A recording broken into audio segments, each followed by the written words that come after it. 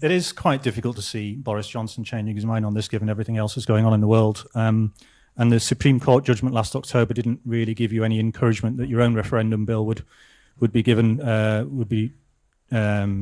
ruled legal, given that two bills there were described as being ultra vires.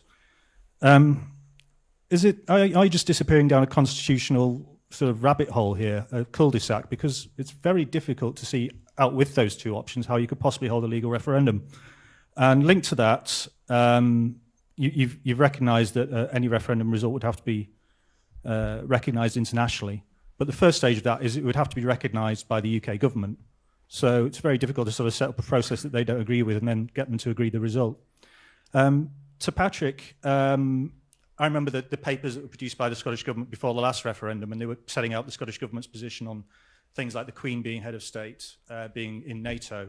Will these papers set out your position as well as the SNP's position on issues such as this? Thank you. I'll pass to Patrick in a second. I should say, first of all, Boris Johnson is not refusing to give a Section 30 order because of other things that are happening in the world. He's refusing because he is somebody who has no respect whatsoever for democracy. Let's not mess about and beat about the bush on these things.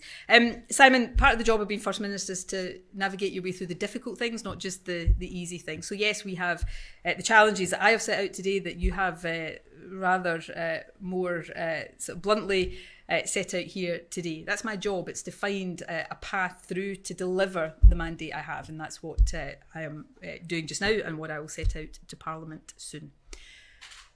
Tom. Oh, sorry, Patrick, sorry. Obviously, the papers that the Scottish Government produces will touch on issues where we already agree on what the first steps for an independent Scotland will be, and it may touch on issues where we need to acknowledge that there's a range of views out there, not just between and within our own political parties, but in wider society as well. The fundamental point, though, that brings this together is that these are questions the people of Scotland should be able to decide for themselves democratically, and right now they can't. Can I just check, you need the UK to accept the result, though, don't you? Well, Simon, I will leave it to you if you want to go even further than I have in demonstrating that the UK government is not in any way respectful of democracy.